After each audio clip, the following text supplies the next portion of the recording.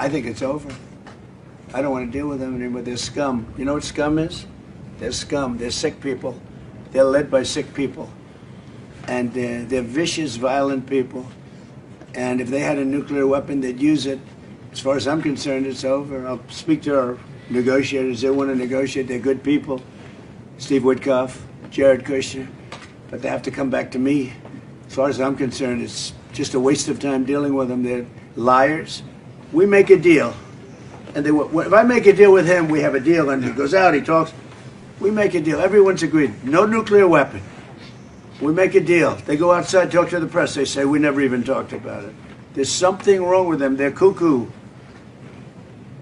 As far as I'm concerned, it's over.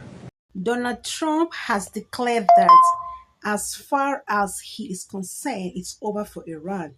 In a fairy statement, he said he can't deal with sick people anymore. But what exactly did he mean? Is this the end of diplomacy between the United States and Iran? Could these wars reshape the Middle East once again? And why are analysts around the world paying close attention to every sentence Trump is now saying? Stay with us because the story is much bigger than a headline. If this is your first time here, don't forget to subscribe, turn on notifications because we bring you the biggest international stories with context, not just headlines. Today, we are discussing Donald Trump's latest remark about Iran. His comments have sparked debate among political analysts, diplomats, and people across the world. Trump suggested that he's no longer interested in negotiations with Iran, saying he can't deal with sick people anymore. While the exact interpretation of this phrase has been debated, it reflects a much tougher tone than calls for renewed diplomacy. What does this mean for Iran and what does this mean for the United States? And could this increase tensions in the Middle East? Let's break it all down. Donald Trump has never hidden his hard-line position towards Iran.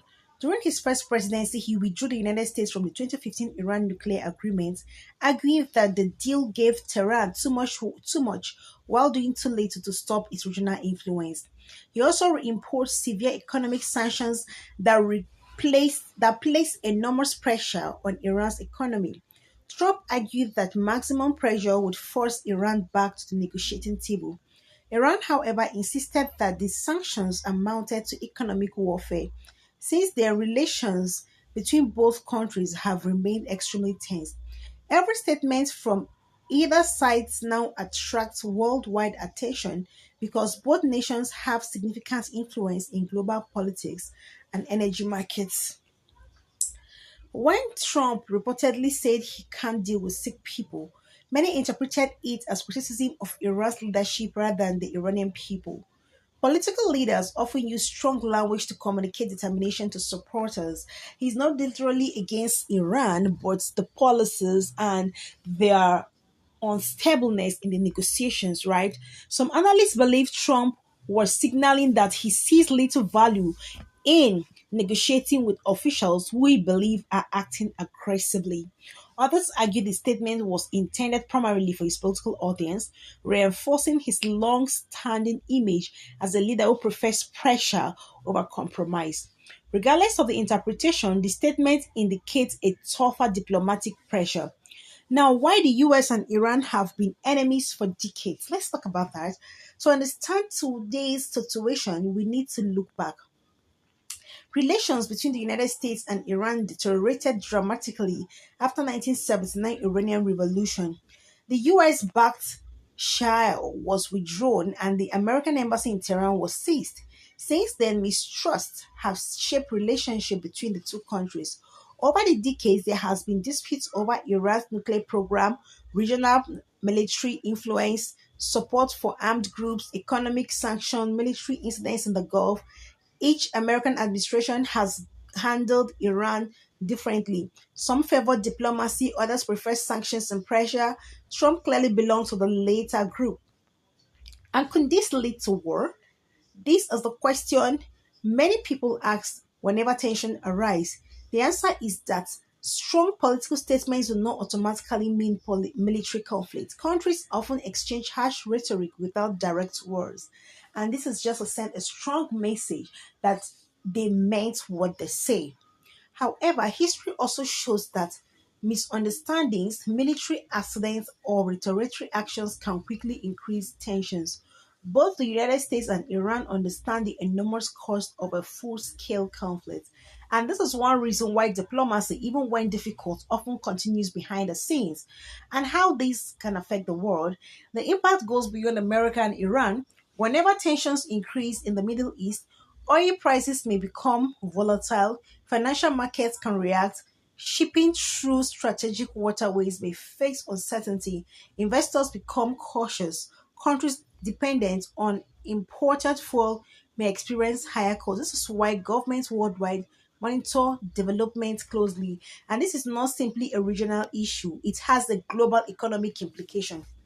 So, what happens next? Several scenarios are possible. First, both countries may continue exchanging strong political statements while avoiding direct confrontation. We're going to see what happens next. And second, international mediators could attempt to encourage dialogue, and additional sanctions or diplomatic measures can be introduced if tension continues to rise. The direction largely depends on decisions made by leaders in Washington, Tehran, and other key international capitals. At this stage, predicting the exact outcome will be speculative. Now, let's talk about Trump's latest comments once again highlights how fragile relationship between the US and Iran remains. No matter how they were talking about diplomacy, ceasefire, no ceasefire, Trump says it's over.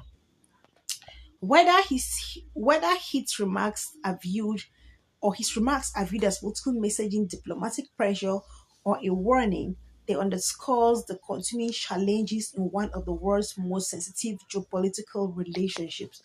The coming week and months will kind of reveal whether tensions ease or whether both sides have moved further apart. So, what do you think? Do you believe tough rhetoric helps prevent conflict, or does it make diplomacy much difficult? Share your thoughts respectfully, please, in the comments below. And if you enjoyed this analysis, don't forget to like this video, subscribe to this channel, and turn on notifications so you can never miss our latest update.